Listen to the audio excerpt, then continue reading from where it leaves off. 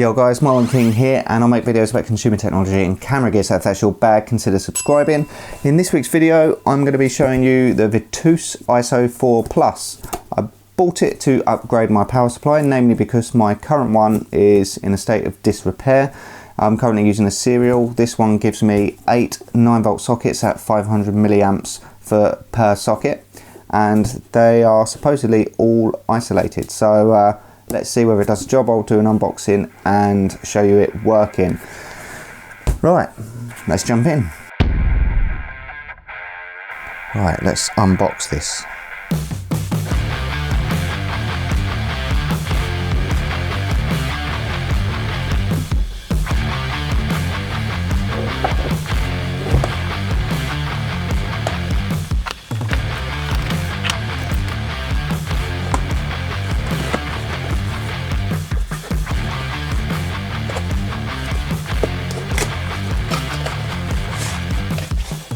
There we go. So this is the main piece, and as we can see, it's actually quite a nice size.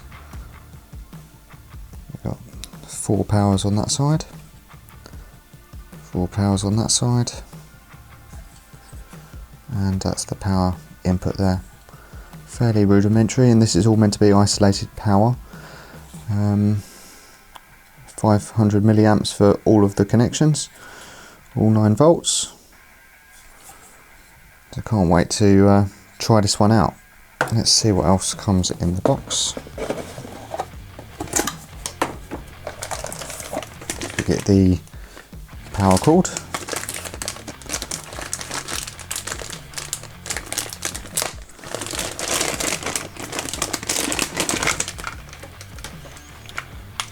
thankfully they've provided the UK socket for me.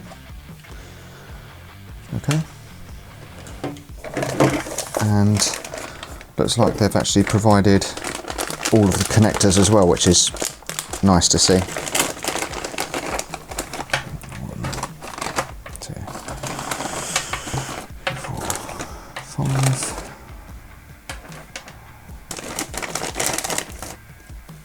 6, 7, 8. So yeah, cool. So we've got 8 cables. And what's this one here? Whatever that's used for. It's 1 into 2. That's just in case you need a 9th one, right? Just quickly before we carry on with this video, just wanted to tell you some exciting news. I just received a copy of my own album. My band's just released an album called Buried Memories, and I'll drop a link below in case you're interested, but we've been working with James Plotkin and Justin Broderick, and they've been doing mixes and remixes of some of our tracks, and yeah, it's all come together on this. It was CD and vinyl release, so really pleased to get hold of my copy and have it in hand and see the artwork. Looks lovely, and yeah, sounds great. So anyway, let's crack on. Right, this next step is to attach the power bank to the pedal board, and in order to do that you're going to need a few things. Obviously you're going to need your power supply there. You're going to need some Velcro tape so you can actually stick it to your board. You'll need some scissors, and of course you're going to need your board. Now I'm using the old Pedaltrain Nano Plus. Love this board. You can fit 5 pedals on it, full-size pedals, which is quite nice. Yeah, so let's have a look. As you can see, currently I've been using my power in serial mode. I'm just going to leave those old cables there for now. So the first test is to actually check that the power supply will fit in the gap. As you can see there, that's solid, so I can't slide it in anywhere, but that has fit nicely. If I just quickly tilt this towards you, you can see I've got a little bit of a gap there. Now with this you've got 4 power on the bottom, 4 on the top, so it would be ideal if I could have put it that way, but unfortunately I can't.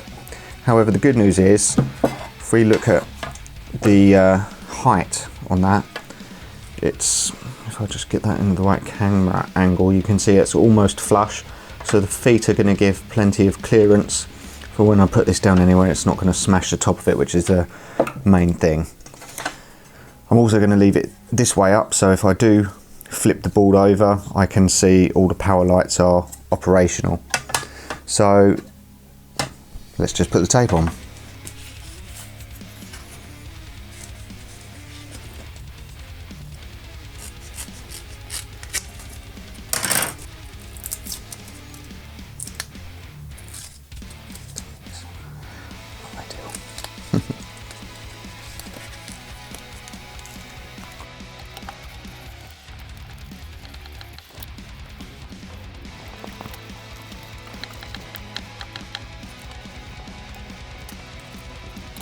I'm half tempted I could just leave that there, but I think I'm just going to go for the extra security of having it in both places, and I'm just going to cut this down the half.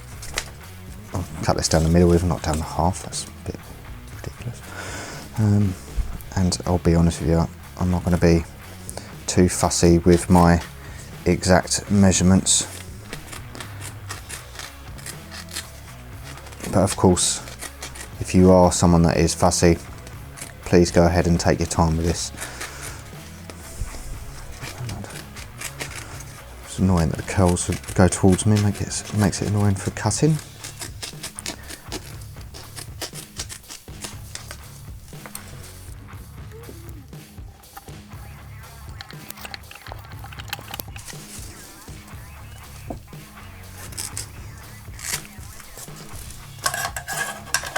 I've gone and put it on both sides, but if I put it down the middle, then actually it's not going to get that much traction. I was probably better off doing it on one side or the other, but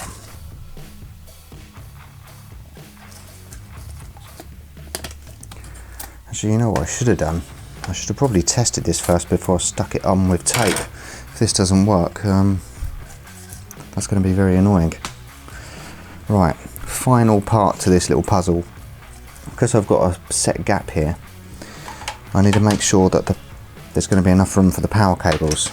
Now, it was nice that they provided power cables, however what they've done is they've provided one with a straight, one with a hook. Now, usually, as you can see on my current setup, I have the hooks at the top. It keeps it neat and it's less likely to get knocked out on a small minimalist board like this. Now, in this situation, there's no way these long ends are going to fit under here, so I'm going to have to use the hook. Because of that, it means if I do need to plug in anything additional, I'm going to have to take it off to plug in. And for that reason, let's get the second cable. I'm going to put one on both sides, just to make sure that when I stick it down, it allows enough room, and yes, both will fit. That's really good to see. Yeah, it's not very stable in that centre part actually. My recommendation would be don't stick it in the middle like that, put it on one side and the other, and that should get a better result. Right, well, let's try this out now. We know it fits and it's installed as much as it will be installed. Right, so let's test the noise levels again. Got the guitar plugged in, so you can hear the level of feedback that's coming out currently. Let's just listen. That's with no pedal switched on. Now you can hear a humming, and there's also a whistling noise as well. Let's just play the guitar slightly.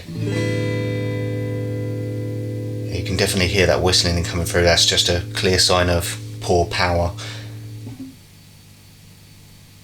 And even when I turn on the tuner, there's still a whistling coming through.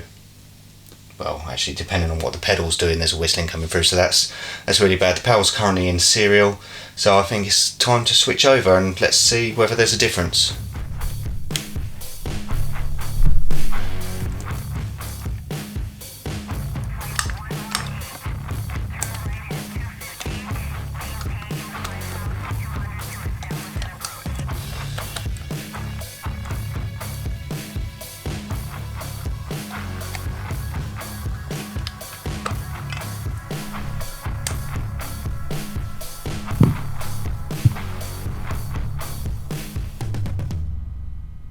Right, just for the purposes of tests, I've plugged directly into the amp,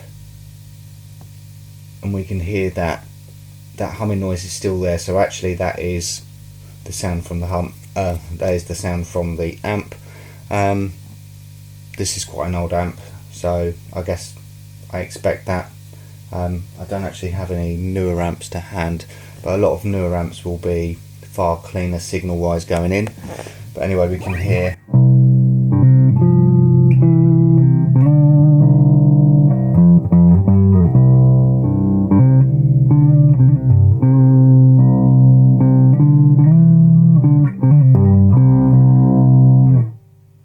And then if I plug straight in via the pedals and the new power, so now we're plugged in.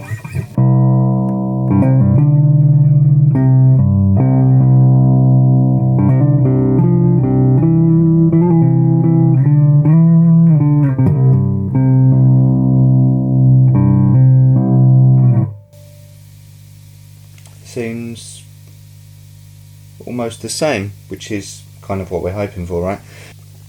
So it sounds like all of the whistling noises are gone, which is a good thing. So it's just the noise from this old amp that we can hear in these tests. The thing to note with this rig is this pedal is a £30 pedal. Now usually you'd be paying 3 times that amount. I've previously been looking at getting something like the Fuel Tank, either the Classic or Junior, and they're all very close to £100. So if this is doing what it says it is, which is, you know, ISO, clean power, independently powered for each pedal, then this is a really good bargain. It sounds clean from what I can hear in this setup. You know, it's not a thorough test by any means, but seems to be doing good. And apparently if there's a power surge to any of the pedals, it is meant to only cut that one pedal, and then apparently if you unplug, replug it in, within 2 seconds it repowers up. So fingers crossed it will do the job.